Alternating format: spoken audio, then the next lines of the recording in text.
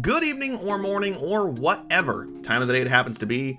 Welcome one, welcome all to the Writer's Black podcast. Whether you're joining us for the very first time or you are a returning listener after our, 2-year hiatus?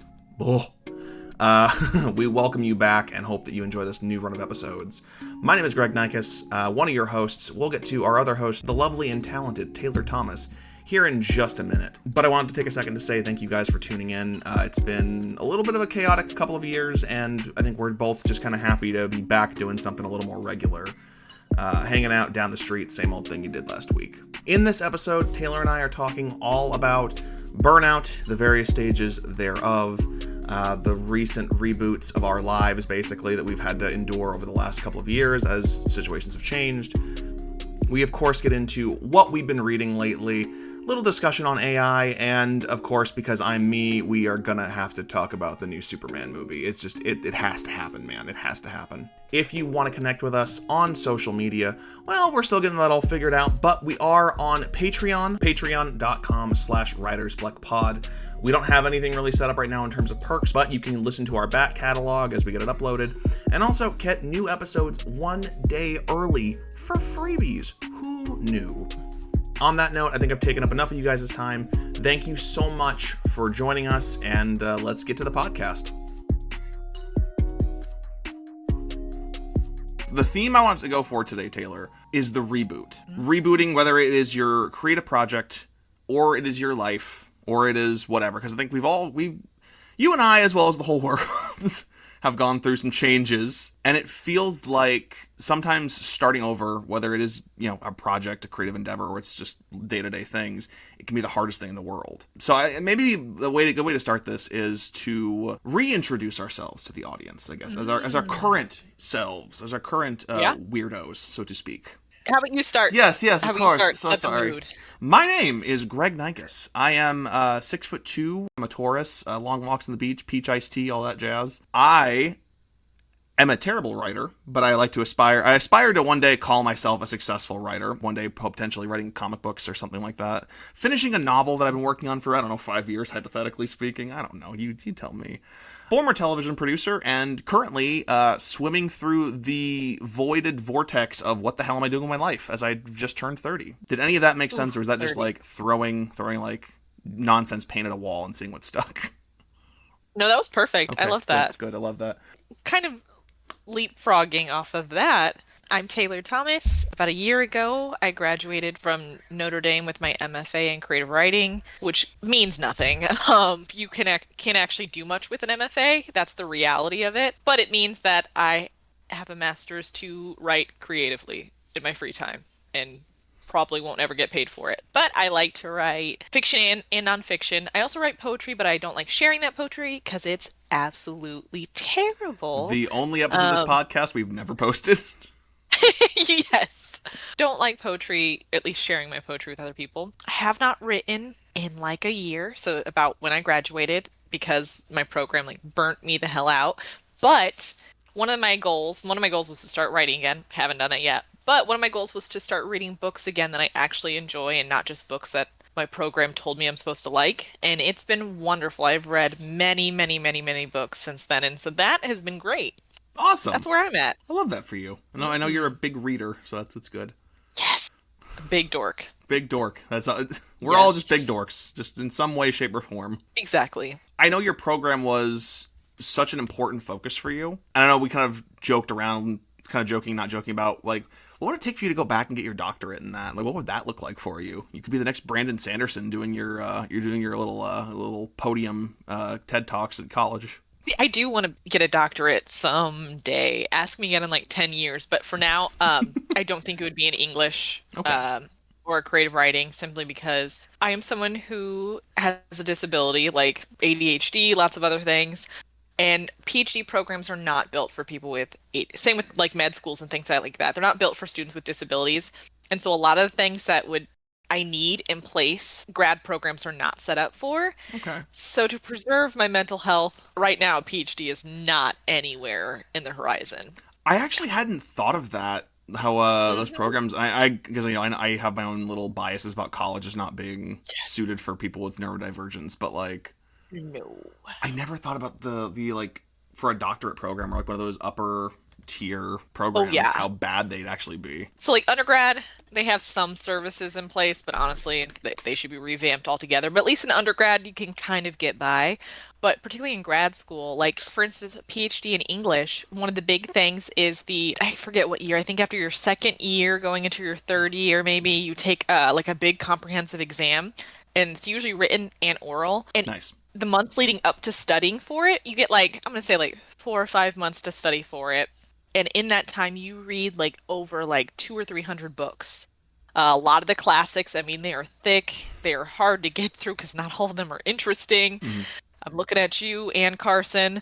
But yeah, just you have to get through all this stuff and you have to annotate like crazy. There's so much you have to do. And I'm thinking, someone with my issues, my mental issues, that's not enough time. Mhm. What could the university do for me to give me more time to get to that point? And I don't think most programs are going to be doing that. Or they will do that, but then I have to fund it myself. And so they're just not set up for people who aren't quote unquote normal. I feel like that's our entire world right now. Is it everything is kind of out to get you in a way.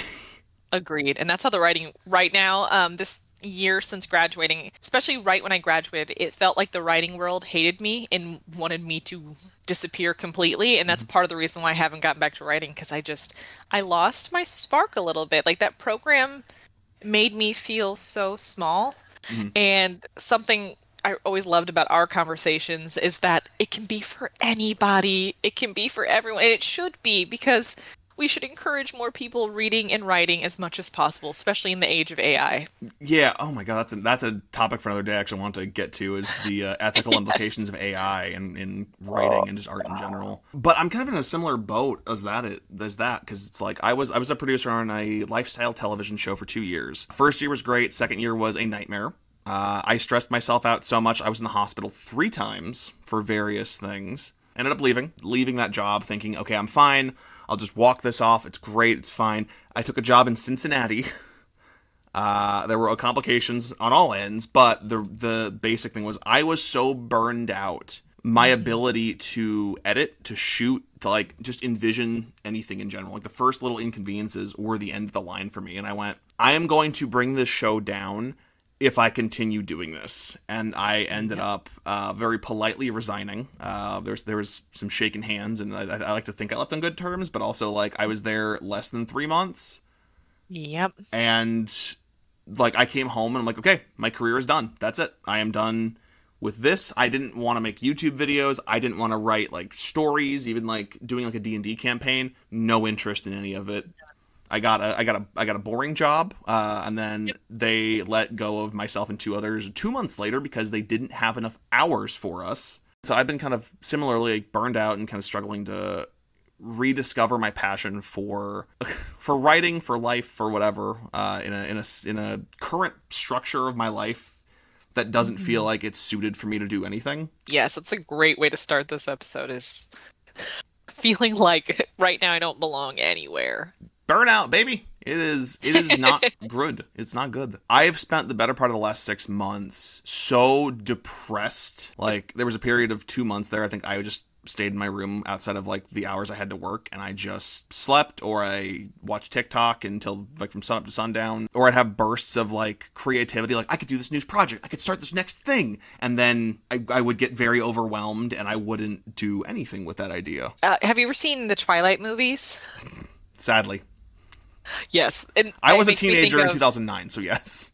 it makes me think of the second one, New Moon. I think that's the second one, where he breaks up with her, and like for like 4 months straight, she just sits in a room, and it just goes through all the months, and she's just deeply depressed and like sickly looking, and I'm like, that's how it's felt. Yep. Yep. That is heartbreak extends a lot further than those teen rom-coms would have you believe. The CW shows just have you think that, oh, I broke up with my boyfriend, I broke up with my girlfriend, now I'm just sad. There's a lot deeper heartbreaks in the world. I think Yes, there is. I think that was the way that I described it. It was like it was the worst kind of heartbreak I'd ever had because I felt like Yes. this thing that I had spent my entire life trying to build towards imploded on me, and there was no Hmm. way to fix it. There was like like a mourning period, which just makes, and like hindsight makes me feel so silly because it's like it's always going to be there in me. But like that's how it felt like it was beaten out of me. Like I was just told so many times, you're not enough, you're not enough, this sucks. Then I felt like, nope, I should never be a writer. I should never touch writing. I should just get away from it. It's that, and also, like, I don't know if you've experienced this. I have had this weird phenomenon in the last, like, 2 years where I've gone, the stories that I want aren't being written. Like, the comic books I want aren't being written. The movies I want aren't being written. And so I'd have these ideas and these synopses and these outlines, and then they are suddenly a thing that someone else made. And I'm like, God, Yes. I'm a hack writer with none. I don't have an original thought in my head, even though I came up with it. I like to Yes. think first. Yep. It's insane. It's ridiculous. And that's why also, like, I struggle, I think, so much with format. Because, like, the novel I've been working on for 5 years. I've kind of stopped at this point with it. But it's still one of those things in the back of my head that I'm like, I'll get back to this one day. It's changed formats so many times because I'm like, there's no way I'll ever have the budget to make it into a movie. I'll do novels, Yep. but Star Wars has tons and tons of novels. I'll do an audio drama. That's Doctor Who. I'll do a comic book. And just like, boop, ba-doop, ba-doop, ba-doop, ba-doop, just keeps going down the road. And eventually it loops all the way back to the novel. I'm like, I'll just keep writing the novel. It's fine. Oh my gosh. Yeah, that's exactly how my brain works. Like the Superman movie that just came out. It's not like a one-to-one thing, but I was complaining for so long that we were like, superhero movies were joyless. They were either forced darkness or it was like the corporate machine that is the House of Mouse, just churning out movies faster than they can like proof the scripts. I just want to have fun. I just want a fun superhero movie that doesn't feel like a soulless cash grab. And then I got Superman. Lesser extent to this issue, but I'm like, It's also weird. It was the first time in my life that I've seen a Superman movie in theaters that was not depressing. And Superman's my favorite superhero. I've not seen the movie yet just because I've been disappointed in the past, so I'm too traumatized. Hold on, I can show you this. This is only for you. This is not for our listeners. Hold on. I can do it. I never do this. I am never this guy. This right here is the Daily Planet popcorn bucket featuring Crypto the Superdog. And on the inside, it's where I keep all of the gubs from our popcorn machine. So we have our kernels and our butter and all that jazz. Where are my headphones? I should have bought one. And I bought two of them. Oh my gosh, that is so cool. Yeah, it's like I don't buy the popcorn buckets, but like one, Superman, and two, like that's just such a cool idea. That is such a cool idea. I love these new things that they're doing with popcorn, like buckets. It is so creative, and that is a way to get money. They got me. They got me twice because I got one for me and one for my nephew. Sorry, that's a complete tangent. I just had to share that because I think it's the coolest damn thing. We have like a little popcorn machine on our mantle, and I'm like, I can put all of our like kernels and stuff in that. But yeah, it's weird to feel. Occasionally, it doesn't always feel like I have an original idea, even though like it's these things that I've worked on for so long. Yes. And as a result, it's like, okay, well then I shouldn't keep writing this. This clearly isn't the thing, you know? That's me, because I'm a huge romance fan, and sometimes it feels like I feel like every single idea for romance has been done, every happily ever after you could possibly think of, and I'm like when I get down to start writing or something, I'm like, what's the point?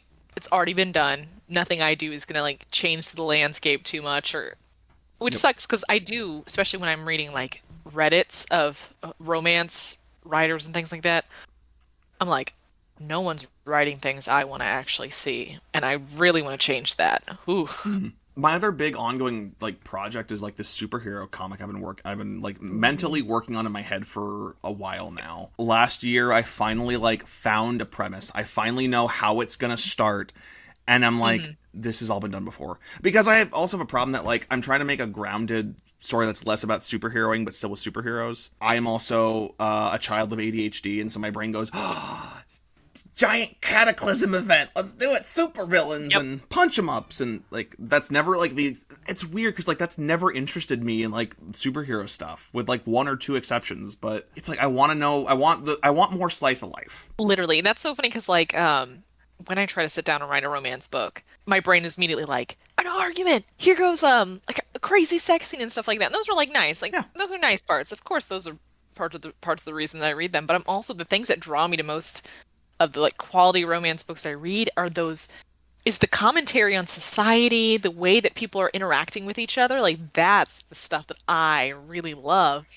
And I'm like, so Taylor, why aren't you writing any of that? But also, like, it's weird because this series I have this idea for. Like, I have the majority of the plot in mind for the whole thing, which is really rare for me. I'm definitely more of a discovery writer where I'll figure it out as I go.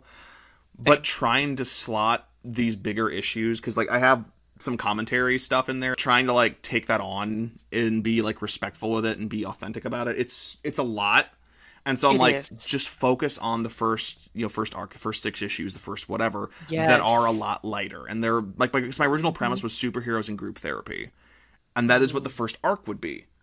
But then it evolves into something else. And it's like, I don't know if I want to keep it just as the group therapy. I think that could get really boring. I don't know how to balance both things.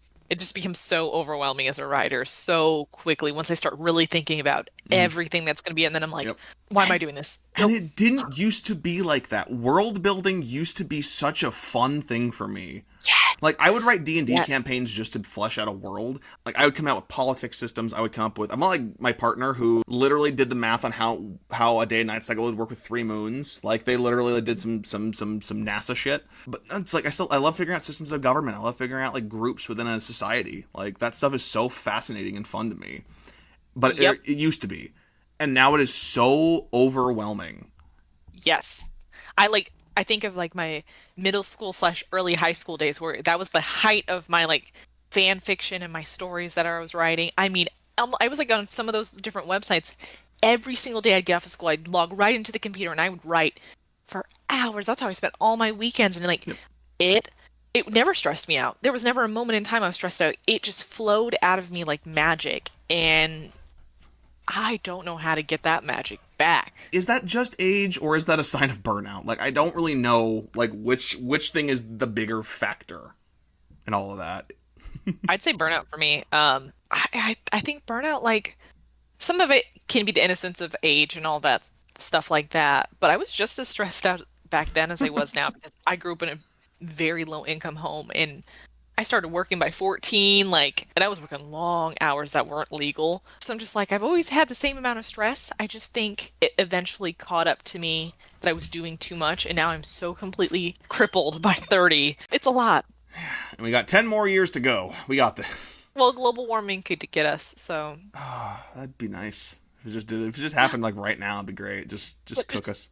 Or the sun explodes and just. That movie Armageddon could still happen. It's true. We have to kill Ben Affleck so he doesn't save us. I'll kill him. I will. I'll do it. We'll send J-Lo to kill him. We'll send Jesus. Ben Affleck. I wish him the best. The man's got some demons. I wish him the best. I agree. He was I have nothing against him. Yeah. He was a good Batman. I enjoyed it. People talked a lot of shit, but I enjoyed it. He's not Christian Bale. Shut up. No one cares. Exactly. Hot take. Christian Bale wasn't that good. Like... So I loved Christian Bale. No, but then again, I don't know if it's because I want to have sex with him. That's or different. If he's actually a good actor. I mean, he's Batman. Yeah, exactly. He was committed to the role. My issue is less with Christian Bale and more like I look at the Dark Knight movies the same way I look at the 1978 Superman movie. They're beloved. They're great movies. They kind of ruined Batman in a way. Because every interpretation has to be dark and brooding and, oh, I'm Batman. Yes. Like... Yes. Even the Robert Pattinson one, which I don't dislike that movie because he's finally acting like a detective. Where has that been, though? Like, the detective side of him. Like, we don't get that in the Nolan movies. We don't get that in the DCEU. Like... Yeah. Like, even the animated series, like, you get that to an extent. So, like, where's the detective? He is the world's greatest detective. Let him detect. That's my yes. on that issue, though. Yeah, I have a lot of complaints about a lot of different superhero movies. So, yeah. Let's fire them all off right now, Taylor. That's what this whole thing is about. It's about a constant stream of dialogue, none of which interlinks. Exactly. That's the podcast. I want to take a very quick break to once again thank you all for tuning into this episode, but also to steer you guys in the direction of our social media, patreon.com/writersblackpod. We're going to have a lot of cool things coming up this season on the podcast. We've got some very special guests lined up I'm very, very excited about. I didn't think that we'd get half the people that we've gotten to join us, but I'm thrilled to see it. Also, Taylor and I have been talking about doing just some writing pieces for patrons, so head over to patreon.com/writersblackpod. We're still very much a work in progress over there, but we're getting everything set up, and we'd love to hear your feedback on everything that we're doing here at the Writers Black Podcast. You can send an email to writersblackpod@gmail.com. Let us know how we're doing. Let us know how we can improve the show.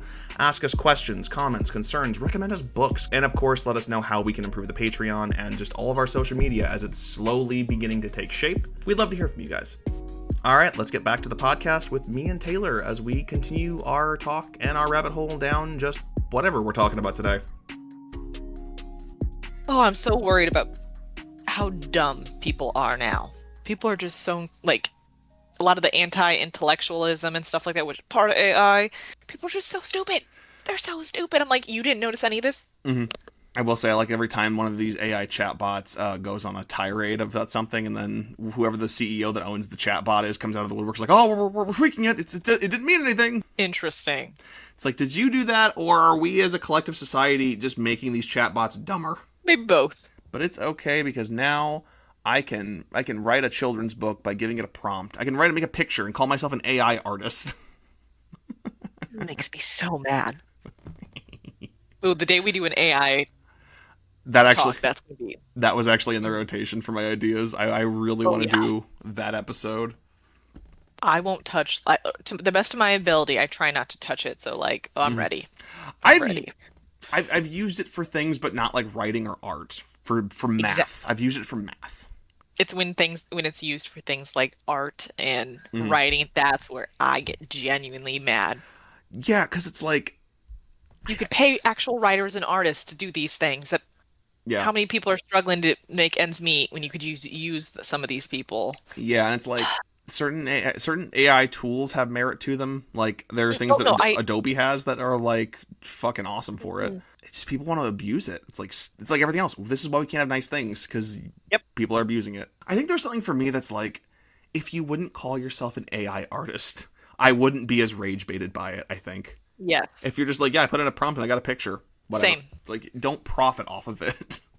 Yes, and the effects it's having on the environment. I'm like, listen, we're all gonna die so soon. I'm like, we're losing water. It's poisoning certain towns, like the air and things like that. I'm like, this is gonna turn into the electrical grid's screwed. Like, I'm like, this is not gonna end well. I'm like, great.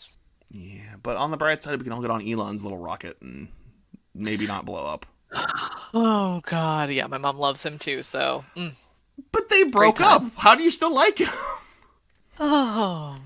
So real quick, what have you been reading recently, Taylor? What are some things that you've been enjoying? Ooh, okay. So, a person I know wrote a book. Woohoo! Her name's Danny. She wrote a book, and it was published by the woman who wrote Gone Girl. Ooh. Which is, I love the book, I love the movie, I love everything. It's so good. Her book is called Glass Girls. Okay. And it's about generational trauma. It's a fiction book. It's about magic. It's about two sisters finding each other again and confronting the horrors that their mother put them through. And they're witches. So that's cool too. I just finished it. Did I cry a lot? Yeah. So if you have a lot of family generational trauma, also a trigger warning for suicide, suicidal ideation, significant amount of physical and mental abuse. But goddamn, it's amazingly written. It just came out this June, I think a month. Okay. June 24th, I think is when it came out. So I had it pre-ordered. Highly recommend. Highly recommend. No, what about you? What have you read? I started a new series today, actually, because I don't know how to read. I only know how to listen to books. But it's called... I love that. It's called Dungeon Crawler Carl. And the premise is there's this random apocalyptic event that's caused by this alien species. All of the buildings on Earth collapse. Everything just collapses in. Everyone has these doors that pop up into this dungeon. And essentially it becomes a competition to find out like who's going to inherit the Earth, basically. Everyone on Earth who survives has to go into this dungeon and do this thing. And this guy, Carl, is like... He's just this goofball. When it starts, he's trying to get his cat out of a tree, and he's like in pink Crocs, and he's in a little like jacket because it's winter time. I'm not very far into it, but I really like the tone so far. It's there are no trigger warnings from what I can tell, unless you don't like cats. And the narrator for the audiobook, he sounds like he's trying to do a combination of like Ron Swanson and Patrick Warburton. Okay, I love that already. Yeah, I love that. It's really fun, and I'm looking forward to seeing kind of where it goes. I love that. Yeah. Ooh. And then I keep trying to putter away at the Star Wars High Republic series because I'm in the second to last book. I just want to finish it. Like at this point feels like more of a chore than anything else. And I like the series, but I'm like, I just want this done. I just want these off of my queue. This last year, something I've really been giving myself permission for is not finishing books. There have been several. I really wanted to give them a try. Like I like historical romance a ton, and I'm like, this is crap. And I just stopped. So I've been proud of myself. In the bin. Good. Oh, Yep. that's I'm good. like, why am I suffering? It's good to not torture yourself with it. In the case of that series, like, I like the characters. I have enjoyed the ride so far. Mm. I just feel like we've kind of jumped to the shark 2 books ago with, like, there's a giant invisible space wall now, and I just want it done. I just want it done. Yep, yeah. But we're just going to keep chipping away at it and hope that we get through it. At some point, when I'm done with Dungeon Crawler Carl, which I'm actually really jazzed to keep going on. And I like that feeling I get when I can say I finished a book on Goodreads. I'm like, I did something. Yeah, I can't use Goodreads because it just makes me sad. Like, Same. I just changed my goal again. My goal originally was like, I'm gonna finish 50 books. I don't know why I shot for that's ridiculous, 50. Last year I read 20, so I don't know why I thought I'm gonna get to 50. I kept seeing every time I'd log in, it was like, you are like 10 to 15 books behind, and I'm like, it just made me depressed, so I just changed it to like 30. And even that's pushing it. I'm like, I hate it here. I know. I go through little spurts where like 1 minute I'm reading, and then the next I won't pick up a book for like a month. I went through so many audiobooks on the drives to and from Cincinnati last year, and I can't match that pace. I don't have 8 hours a day in a car. I just don't have that. Yep. I think we'll skip Procrastination Station today, just because I think burnout has been kind of the leading factor in that. So I guess ending things today for this episode of the podcast. What is a goal that you would like to accomplish? And in the past, we've done this like, the next time we record. What is a goal you want to accomplish in the next, let's say, 6 months? It is late July now. What is a goal you want to accomplish in the next 6 months? You just want to not just write a piece, but revise a piece. Good. I like that. And it doesn't even have to be anything big. It could be a 2-sentence poem. It could be the world's shortest short story. I just need to write something and actually revise something. Like, that's it. There you go. For me, I want to. The little sci-fi book that I'm working on. I stopped doing that a while ago, but I think 2 or 3 years ago, I started doing a D&D campaign, a homebrew campaign that I set in that universe because I wanted just to play in that universe a little bit more and see if that sparked interest in the story I was writing. Instead of doing that, it sparked interest in a whole different story set in that universe that I want to try and do as 8 full cast audio dramas for like a first season. Mm-hmm. So in the next 6 months, I would like to have treatments for those 8 episodes and maybe have a draft of a script done. Yeah. Ooh, like I have 8. Okay. I have my synopses laid out, but I haven't had like the motivation to like kick myself into gear to start writing the full treatments. Yes. Because in my brain, I'm like, well, I got to cast this thing. I'm like, no. You got to write this thing first. You got to write this thing. Yes, that's me. That I'm always jumping on to the next thing, and it's like, you haven't even handled the fundamentals, Yep. Taylor. And I'm like, yep. Yeah. Good. So I think those are good goals. I agree. Yeah, I think mine might be stupid, but we'll find out. See, I love it because I was like, I'm going to do as bare bones as possible, but I love that you dreamed big because I'm like, I just need to get something on paper at this point. Well, I've hurt myself before. What's one more time? Exactly. I know you. I've read your writing. I know you're a very capable individual. So it's like I think you're going to land on your feet. And if the praise doesn't help, we'll just do more praise, I guess. Everyone, comment hashtag Go Taylor in the comments. I don't know. Just fun if I have comments. Oh, I love that. Well, I think that is where we will wrap this episode of the Writer's Black podcast. Taylor, where can people go to find your stuff on the line? Oh, I have a website that I haven't updated it in forever. But you have but it's TaylorNoelThomas.com.